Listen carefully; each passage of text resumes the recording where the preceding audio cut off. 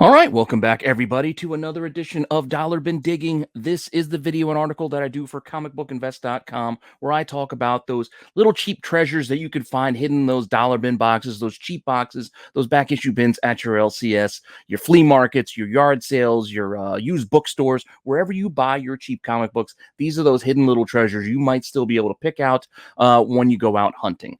So, I've been keeping this as part of like a running kind of thing where I'm kind of going through the news, and I'm going to do that again this week. And some of the news has got me looking for books. So we're going to run through the news of both Marvel and DC. It's a little bit more Marvel heavy this week than DC, but it is what it is. That's how the news played out. But that's what we got going on for this week. So if you want to see the books that I've got lined up to give you guys, just hang on for a few seconds after the break. Let me know what you think in the comments. Please like, subscribe, hit the alert button so you don't miss anything. Make sure you're checking out the live shows on Wednesdays and on Sundays. Tell your friends so we can keep growing the channel. And yeah, as I said, after the intro here, I'll be back with this week's selection of the Dollar Bin books.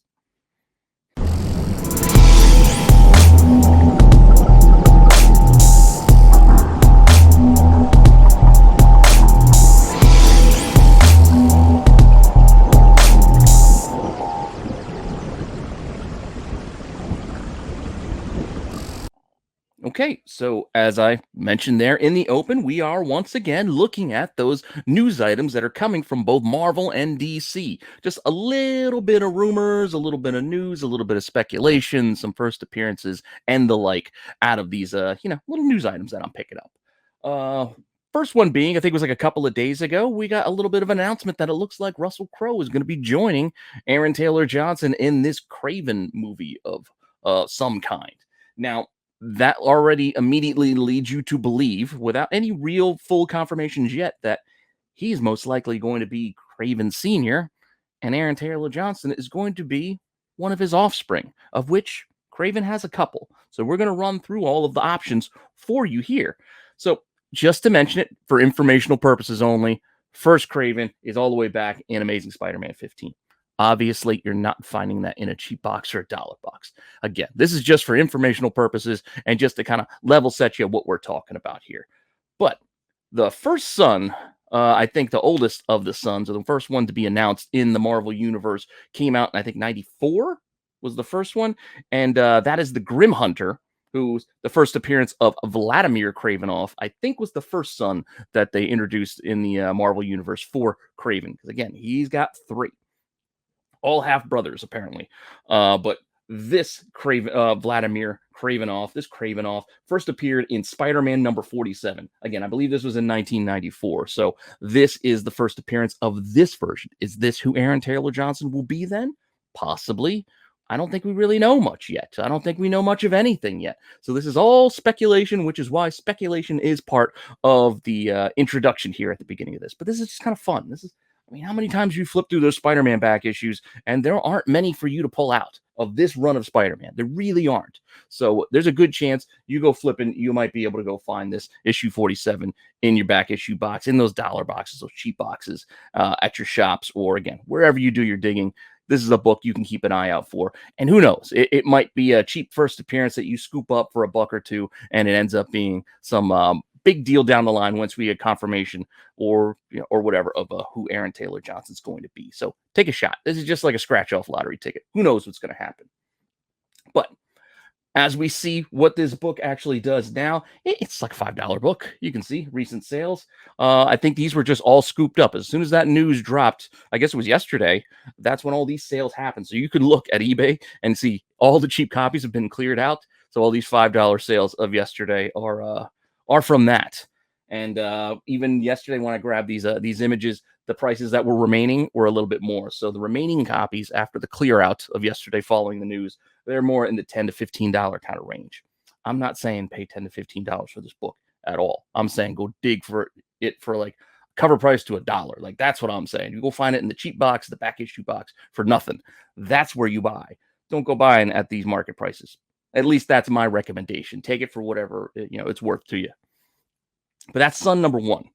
Son number two came, I think, in 97. So a couple of years later, we got another Kravinoff offspring. And this is Spectacular Spider-Man 243. And this is the first appearance of Alexei Kravinoff. Also went by Aloysia. I don't know if I'm saying the name properly, but Al, Alexi, or other names that he's gone by, but it's Aloysia, I guess, Kravenoff. And you see there, pretty cool. I think he is the offspring of Kraven and a mutant. So again, I think they're half brothers.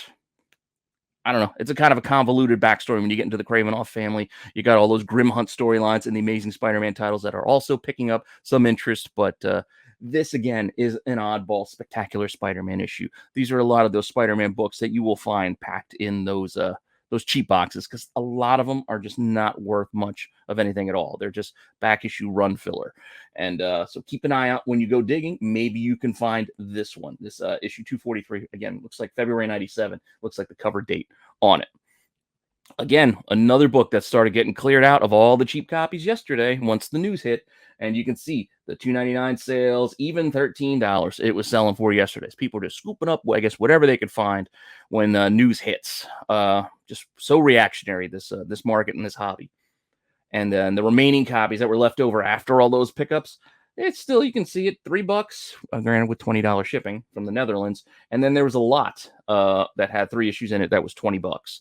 I couldn't find any more single issues. Like I said, they were all getting picked up, scooped up like that. So go check your LCSs for these cheap books. That's what I did today, and I think somebody already beat me to it on a couple of these books. But hey, that's what happens. I only went to one shop. I could have hit a few more, but I only got a limited amount of time on my lunch break. So, who knows? Maybe I'll check somewhere else tomorrow. But go digging, go hunting. This is just kind of fun stuff. Again, don't go paying market. Don't go getting FOMO and worrying about buying in all these characters because these are all just guesses at this point. Nothing confirmed. And even if it were confirmed, does it really make all that much of a difference? It probably shouldn't. So though they're in a movie, big deal. Why does that mean you have to own it? But this is what makes the hobby kind of fun. Everybody chasing these books. So the next one is going to be the third son, who was introduced in that Get Kraven storyline, which 7-issue miniseries, some pretty cool movie homage covers. And this is the first appearance of Nedorochi Tannergarden. I don't know if I'm saying the name right. Just go by Ned. And I think the whole purpose was he was going to kill his other brother Kravenoff was the target, and he ended up getting, I think, killed by the chameleon as it was. Not to ruin the story. It's kind of a fun little mini. Just go check it out. Some cool movie homage covers there in this Get Kraven run. But Ned here first shows up in issue 2, and I did find one of these at the LCS today, so I grabbed it for cheap. Again, who knows? Just for fun. Plus, it's kind of a cool cover. You got Jaws going on right there. Now, that said, you can see this one, again, is just one of those cheap books. This one hasn't sold. This one didn't get a lot of heat yesterday. I guess everybody else is banking on the other 2 Kravenoffs as opposed to Ned here. But we don't know yet. Who knows? It's all guesses. It's all speculation. But this Ned book, look, it sold for 99 cents to $10, back in January on those sales. And if you want to go check the market right now, you can see it's cheap. It's $2 to $7. Not expensive at all. So just keep an eye out for it. It's kind of fun, like I said. And plus, there's some fun covers in this run. I appreciate a good movie homage. So, I was happy to grab this for cheap. But again, do what you like. These are just kind of fun little things, fun little nuggets of some books that I am associating with the recent news announcements and rumors and whatnot. So take that for what it's worth. This is, again, just kind of for fun.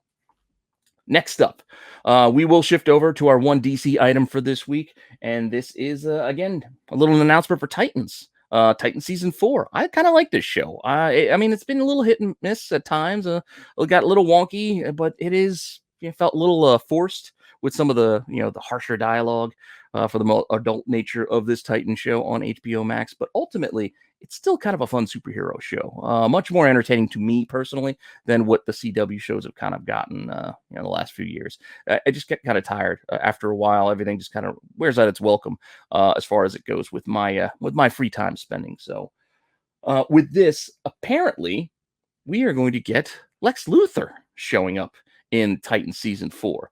Who's going to play him? I don't know. Are they going to bring back a John Cryer? Are we going to see Jesse Eisenberg? Probably not. It's probably going to be somebody else, but who knows what we're going to get out of Lex.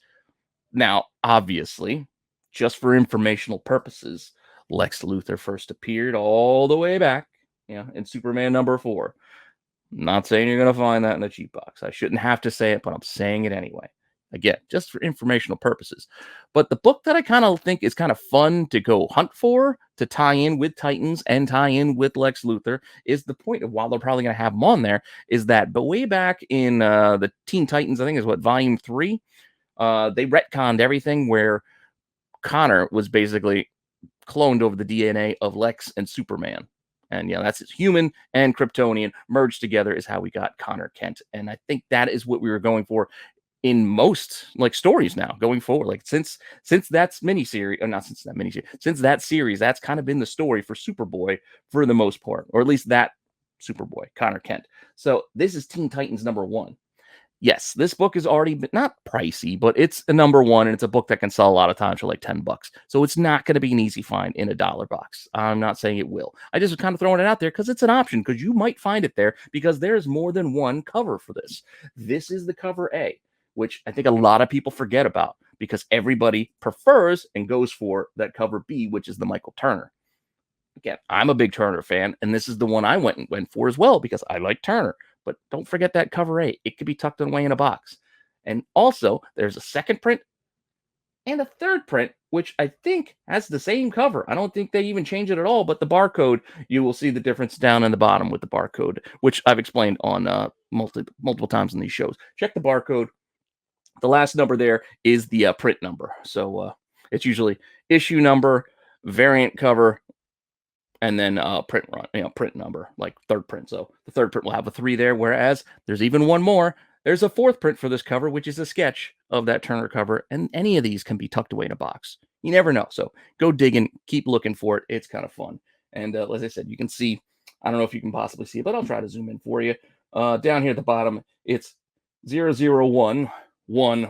So it's issue 1, cover 1 for the fourth print, because they only did one fourth printing. If they did multiple printings, multiple fourth prints, like Marvel's doing these days with incentive second prints and things, you'd see a different number there. But that's what those numbers mean. Again, the barcode numbers actually mean something. So yeah, just something for you to learn, something for you to pick up. So when you're out there digging, you know what you're looking at.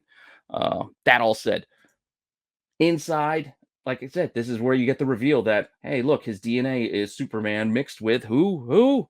It's Lex Luthor. So you get that big reveal at the end of this first issue there. And then, like I said, that's the story that is carried on since that book came out in what, like 2003? Early 2000s. I don't remember the exact year, but early 2000s on this Titans run. So, yeah, so go digging. I mean, it's 20 years ago now. You might find it in the cheap box.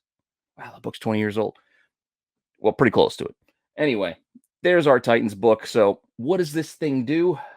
I'm going to kind of look mostly at the first cover, but give you a couple of the other options as they kind of picked up, kind of popped out when I was checking prices.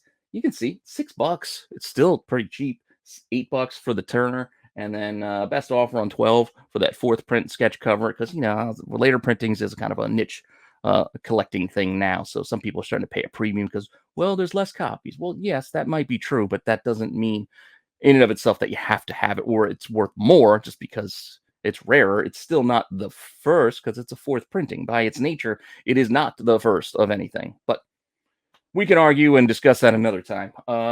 That all said, what's available for these things? You can see, like I said, that Titan, that cover A, $6, and that fourth printing. As I said, the asking prices is always a little bit more. I'm asking 13 on it, but just keep an eye out. Like I said, in those cheap boxes, it's just kind of a fun little thing to hunt. Next up, let's go back over to Marvel, because like I said, I was a little bit Marvel heavy with the news this week. Try to split it evenly, but I can't control the news. And the news we get is just a little bit of the details that we are going to be getting the X-Men 97 return season soon. And it's going to be released, hopefully, I think it's going to be 10 episodes and hopefully be released, I think, within the year. I'm a big fan of the animated series, the X-Men Adventures animated series. I thought it was great, and I'm happy to see it coming back. And in case you don't remember where we kind of left it, the series kind of ended with a mortally wounded Charles Xavier going off with the Shi'ar into space. And, so maybe that's where we're going to kind of pick up this kind of fun stuff. And I was always a fan of these stories, because this is kind of where I started reading the X-Men titles way back, in the late 80s, 90s, was with Jim Lee and Chris Claremont, and particularly this run that I'm going to throw out here, because the covers are just awesome. But yeah, this is where Charles goes off, and you can even see that he eventually got an exoskeleton, was able to walk again thanks to Lilandra and the Shi'ar there. But fun stuff. And this is kind of where I was hoping the Fox stuff was going to go. Once we got the Jessica Chastain like announcements and they're saying she's going to be an alien, I wasn't looking for another Dark Phoenix saga. I wanted the Shi'ar. I wanted the like Gladiator. I wanted the Starjammers. I wanted that stuff. I wanted the more of the spacefaring, the little side little aspect of the X-Men when they go off into space. It's a whole separate time for them, much like the Australian outback time for them. It's just one of those fun little sections of their history, and I kind of wanted that. But who knows? Maybe we're gonna get it again, like I said, in this X-Men animated series when they pick up. Maybe we'll go back out to see the Shi'ar. But as I was mentioning, the run I'm talking about here is Uncanny X-Men's 275 to 277. Awesome Jim Lee cover. This is, team wearing their whole, blue and gold uniforms. This was a gatefold, fold out cover. Awesome stuff. Big fan of this when it came out. Like I said, this is what I was reading like back then. This was the X-Men I started kind of like reading. This is where they grabbed me with this art and these crazy, crazy stories. But you can still find a lot of this run in those cheap boxes. They may not be in the best shape. They may be a little bit banged up because they've been in a dollar box for about 30 years or so now. But you could find them for cheap because I see them all the time. And I grab them most of the time. I used to grab them all the time. And then I had to stop because I ended up saying, why do I need like 12 copies of this book? It doesn't matter if it's only $1. What am I going to do with it? So, you stop after a while. But now things are kind of, they're still kind of cheap, but sometimes could pick up because there's a lot of nostalgia. I have a lot of nostalgia for these Jim Lee days, and there are other collectors like me out there who might want these books if they don't have them anymore and want to buy them back. So you can see this book could sell for as low as $3, $4. There's also a second print with the gold title, and look there, that's up to $8. So again, later printings, a little niche collecting that'll cost a little extra, I guess. Right or wrong, it is what it is. But still a pretty cheap book, even if you want to go buying it now. But go dig for it for cheap. And look, copies out there right now, $3 to $7. It's not expensive. If you want one, you can get it. But I'm just saying, go find it for $1, and you won't be sorry. And this is 275. Yeah, awesome cover, awesome gatefold, fold-out cover. And 276 is a great one too, with Wolverine there. Just awesome, classic Jim Lee. Love this cover. 276 is another one. You can see this as well. Also does okay. I mean, you can get it for $1. You can get it for $5. It's not an expensive book, but who knows where these things might go? Eventually, they could get hard to find, and they start to get a little pricier. Some people are, you can find it out there. It's only $4 to $6. Yeah, it's still pretty cheap, but for $1, I still think it's worth a grab just for the cover art alone. But the inside art is Jim Lee as well. The inside art is also fantastic, as is, like I said, it's just a fun story. But wrapping up the story, we have a Wolverine versus Gambit on 277. Another great cover by Jim Lee. I just love this stuff. The nostalgia alone, it brings me back. $3, like this is $3 and under, even online. This doesn't sell for all that much. But sometimes, look, somebody's asking 13 for one of these, but you can still get it for $3.50. You can get it $3. Like, again, these are cheap books, but you can still find them in those dollar bins because the X-Men was a popular title at the time, if not the most popular title at the time. So the print runs were pretty high. So there are a lot of copies out there. Said condition, who knows what the condition is going to be if they were just in a dollar box with no bag and no board all this time. But hey, who knows? But go find them for cheap. I still think it's worth it. That said, I got one more news item. It's something that kind of popped up today, so I decided to just tack it on at the end here, and that is a little bit of Ms. Marvel news with Kamala Khan. Apparently, the episode title list leaked. Whether it's a true list and these are the real titles or not, take that with a grain of salt. It is what it is when these things leak. Sometimes they do get, the episode titles do get leaked, and you might get a little hints at what we're going to get. Other times it's just complete BS, and somebody's just trying to have some fun and threw these out there. I don't know what this is yet or not. All I know is in this episode listing title, they mention a character in one of the titles, and it makes a lot of sense that they might actually show up. Albeit there was a terrible adaptation already. Well, the show was. The character was done actually the only thing that really I liked out of that show. And the character that I'm talking about is Lockjaw. So apparently we might get at least an episode with Lockjaw and Kamala Khan. And yeah, there was a time when Kamala Khan is an Inhuman after all, at least in the comic book version. Whether she's going to be an Inhuman in the MCU remains to be seen. But there was a time when Medusa sent Lockjaw to kind of look after her for a little bit here. And this is at the tail end of issue 7 of Ms. Marvel, Kamala Khan's first run, and just something to keep an eye out for. It's still pretty cheap, and there's a lot of filler of her books out there as well. I mean, she had a couple of different volumes of her title over the years, so it can be a little confusing when you're digging.